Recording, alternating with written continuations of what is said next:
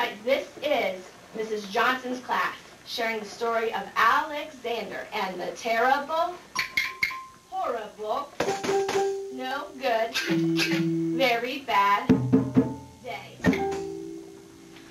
I went to sleep with gum in my mouth, and now there's gum in my hair. And when I got out of bed this morning, I tripped on the skateboard, and by mistake, I dropped my sweater in the sink while the water was running, and I could tell it was going to be a terrible, horrible, no good, very bad day.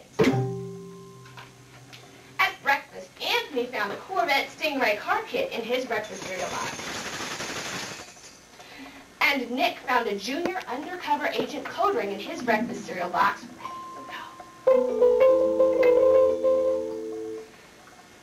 And in my cereal box, all I got was breakfast cereal. I think I'll move to Australia.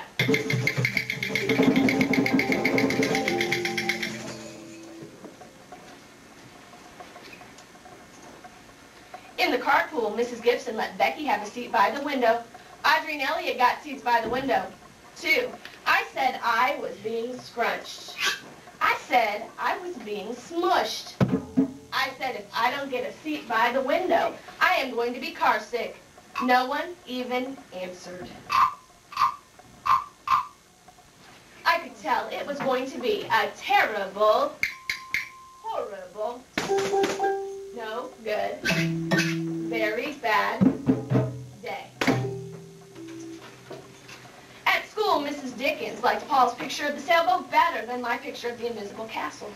At singing time, she said I sang too loud. At counting time, she said I left out 16.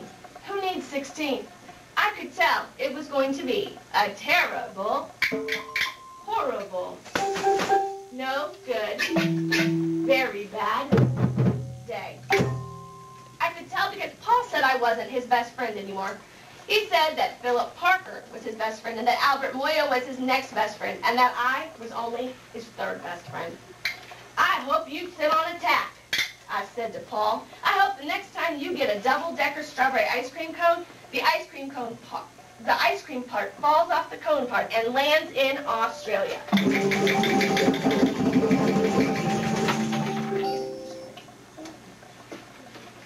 Just get the new one right above you.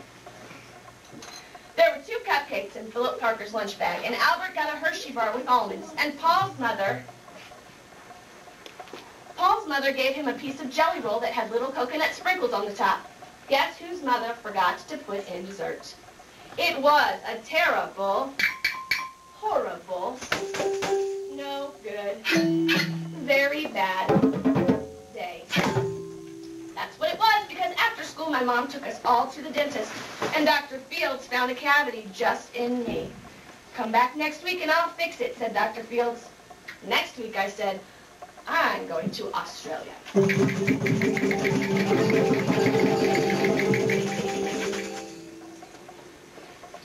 On the way downstairs, the elevator door closed on my foot.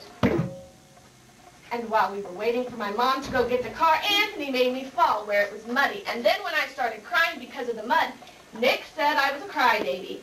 And while I was punching Nick for saying crybaby, my mom came back with the car and scolded me for being muddy and fighting. I am having a terrible, horrible, no good, very bad day, I told everybody. Nobody even answered.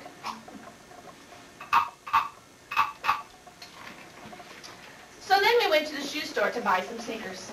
Anthony chose white ones with blue stripes. Nick chose red ones with white stripes. I chose blue ones with red stripes. But then the shoe man said, we're all sold out. They made me buy plain old white ones. But they can't make me wear them. There were lima beans for dinner, and I hate limas. There was kissing on TV, and I hate kissing. My bath was too hot. I got soap in my eyes. My marble went down the drain, and I had to wear my railroad train pajamas. I hate my railroad train pajamas. I went to bed, Nick took back the pillow he said I could keep. And the Mickey Mouse nightlight burned out, and I bit my tongue. The cat wants to sleep with Anthony, not me.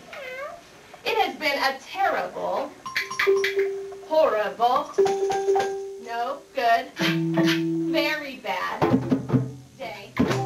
My mom says some days are like that, even in Australia.